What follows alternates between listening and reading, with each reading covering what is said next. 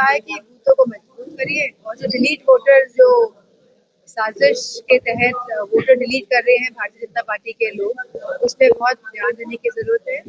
और जिस तरह इलेक्शन कमीशन का रवैया रहा है वो एक तरफा भारतीय जनता पार्टी की तरफ रहा है।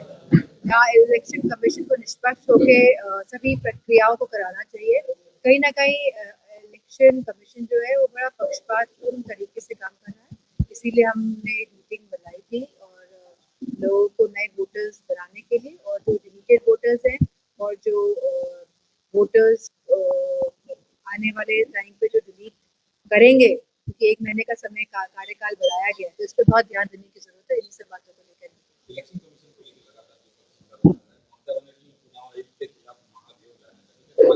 नहीं, हम पूरा सहयोग देंगे। मुझे लगता है पूरा ऑपोजिशन इसका सहयोग देगा, क्योंकि इलेक्शन कमीशन ने बहुत ही भेदभावपूर्ण तरीके से जो एक संवैधानिक ढांचा है हमारे देश का, उसको कहीं ना कहीं क्षति पहुंचाने का काम किया है। बजट सेशन चल रहा है और बजट पर चर्चा होगी। मंडे से है चर्चा होने का। और जो बजट है, मैं समझती हूँ बजट में कुछ भी, क्योंकि अभी सरकार वाला चुनाव नहीं था, सरकार बनाने वाला, तो किसी भी तरह का बजट में कोई भी वेलकमिंग डिसीजन नहीं दिखा है सरकार की तरफ से। मध्य वर्ग लोगों के लिए कुछ भी नहीं है। और पूरी टोटालिटी में अगर देखेंगे तो बजट में इस बार के कुछ भी नहीं है। भारतीय जनता पार्टी ने कोई भी ऐसा कार्य नहीं किया है जिससे कि बजट आने की जो खुशी होती है लोगों के बीच में, परिवारों के बीच में, वो दिखाई दी। कौन सी?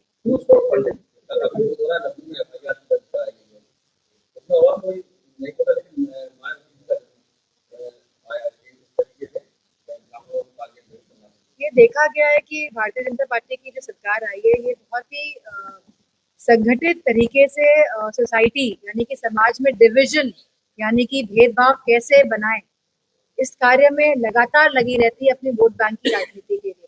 तो कहीं ना कहीं, क्योंकि ये इनका शासन, उसमें अगर हम देखेंगे तो डायरेक्टर कौन है, इस पर भी ध्यान देना पड़ेगा। उसके में जो किरदार निभा रहे हैं वो कौन एक्टर्स हैं जो किरदार निभा रहे हैं। तो मैं समझती हूँ इस तरह की ये सब देखना पड़ेगा। और इन्हीं के सरकार में ही ऐसी फिल्में क्यों आती हैं, सवाल इस बात पे भी होना चाहिए।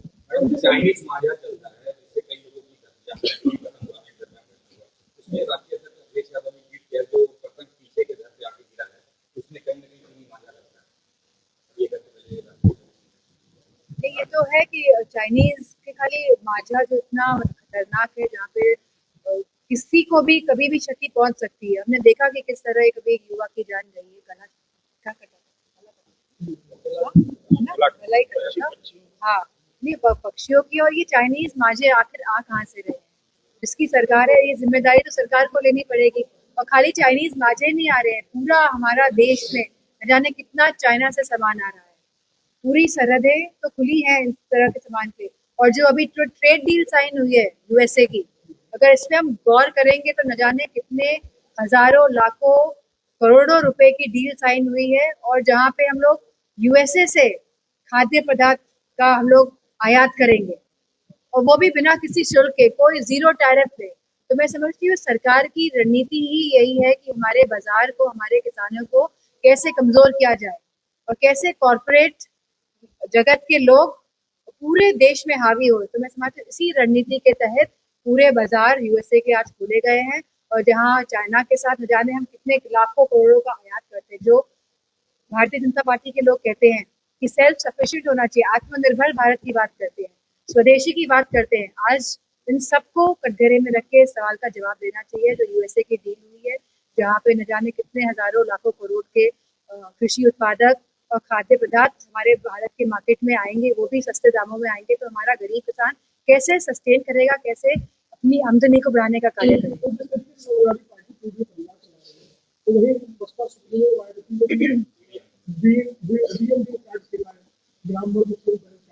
इस बार जो जरूरी है वो ये जरूरी है कि एसआईआर पर हम जितना ध्यान दे रहे हैं, क्योंकि एसआईआर तब आया जब भारतीय जनता पार्टी पूर्ण बहुमत की सरकार में नहीं है। क्योंकि उत्तर प्रदेश के सभी समाज, सभी वर्ग के लोगों ने एक मत होकर समाजवादी पार्टी को, गठबंधन को वोट किया। कहीं ना कहीं इससे डर के ये एसआईआर की प्रक्रिया को अंजाम दिया जा रहा है। चाहे वह वेस्ट बंगाल हो, चाहे वो उत्तर प्रदेश हो, क्योंकि वो नहीं चाहते हैं कि सही ढंग से एक लोकतांत्रिक सरकार स्थापित हो उत्तर प्रदेश में। तो मैं सभी से यही कहूंगी कि आप अपना वोट बनाइए, क्योंकि यह भारतीय जनता पार्टी के लोग नहीं चाहते हैं कि संविधान ने जो हमें वोट का अधिकार दिया है उसको भी कहीं ना कहीं छीनने का साजिश कर रहे हैं।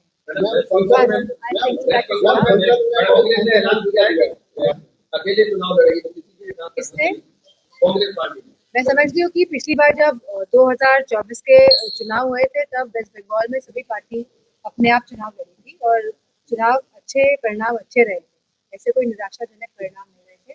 तो मुझे पूरी उम्मीद है, और क्योंकि मैं वेस्ट बंगाल अभी खुद ही होके आ रही हूँ कि ममता बनर्जी पूर्ण बहुमत की सरकार वेस्ट बंगाल में बनाएगी, क्योंकि वो वहाँ की बहुत ही लोकप्रिय नेता है, वो लोगों के बीच में रहती है। और मेरा पूरा मानना है कि टीएमसी वेस्ट बंगाल में सरकार बनाने